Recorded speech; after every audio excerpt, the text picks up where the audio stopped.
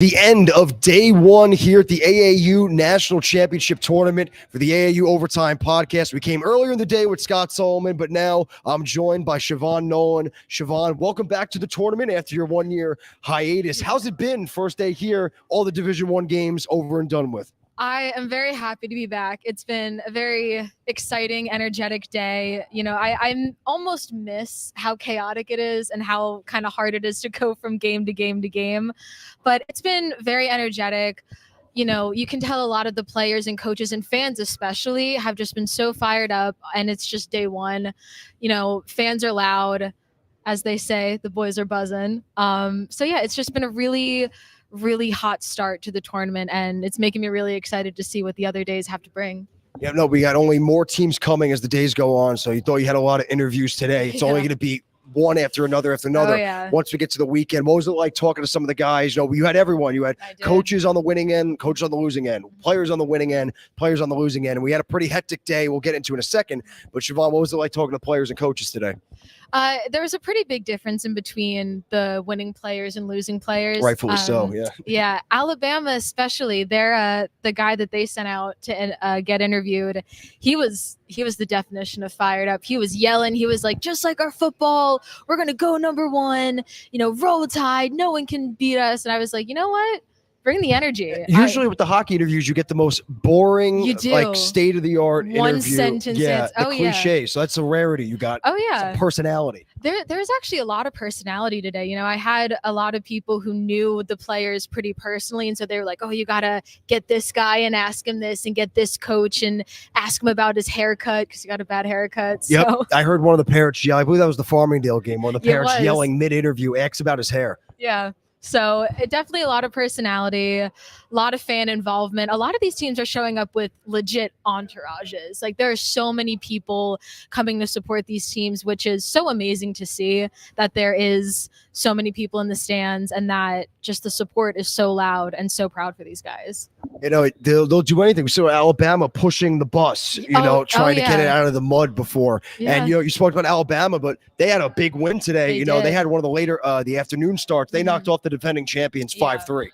I mean, that game, it was very disappointing for Binghamton. I know they're a competitive group and they want to win every single game. And for the most part, they have in this tournament. So to lose to Bama in the way that they did is very uncharacteristic of them. And I know that it really did get to them. But knowing Binghamton, it will light a fire under them. And I have full faith that they're such a tight group and they're so passionate and they're so grassroots in their organization that I think that they will bounce back, but it was definitely a blow for them because they've never really lost at this tournament before. It is in the last 3 years, they've lost twice. Yes. One of them was the national championship game to Babson, and then the second one was just hours ago against Alabama. So in rare form, Binghamton has to now fight from behind. They'll play Cornell, and then in Alabama, the victor will play Farmingdale. So I'll stick with Pool D now that we're on it. Yeah. So Alabama 1-0 knocks off Binghamton. Farmingdale takes care of business against Cornell. They knocked them off 5-1. Cornell was very short-handed, very short bench. And Farmingdale, eventually, the long game was going to go in favor of the Rams. 5 goals, 5 different goal scorers. Farmingdale and Alabama, big battle tomorrow in the 1-0 matchups. And then back now, we'll go earlier in the day to kick things off. Bonaventure was down 2-1 against Auburn at the end of the first period. And then Bonaventure kind of turned it back into the reason why they're the number 3 seed. They're one of the best teams. Bonaventure ran away with the second and third, let up a late goal, but still a 5-3 win for them nonetheless. And then another early one, another college hockey South team getting some action was Georgia. Come from behind, they knock off Cortland, so the Ice Dogs off to a good start this tournament. College hockey South, I know it's just the first day, but they've come out swinging. I mean, they are really... I've noticed in the questions that I've asked them and how they responded, they have that chip on their shoulder and they want to prove to people that Southern hockey is here to play and they're here to stay, because we haven't always had that Southern representation at this tournament. It is a relatively new thing. And I remember about 2 years ago when a lot of them were still new to this, they weren't showing the best performances and best results. So I think it does mean a lot to them that they're able to come out so strongly and get these really convincing wins over more storied teams in this tournament, like the upstate New York teams and just the northern teams in general, really. Yeah, it's been really the upstate and the northern teams making the most noise the last 2 years, and College Hockey South with a good showing, and it was really capped off. We'll get to that Tampa game in a second where they knocked off Delaware, but we had our first overtime. We had our first 3v3 already, and it was South Carolina knocking off Fairfield, the defending Empire Conference champions. They knocked off Farmingdale a couple weeks ago in the championship game, but South Carolina 3-2 overtime win. So interesting twist. No more ties this year. 20-minute 3-on-3. So that's a long stretch of 3-on-3. That's a whole fourth period. That's playing two guys down on the ice. And I don't know if you got a chance to watch it, but I was watching that game, the ending. It was a very usually 3-on-3. You watch NHL, you know, it's 5 minutes. It's fast paced sometimes.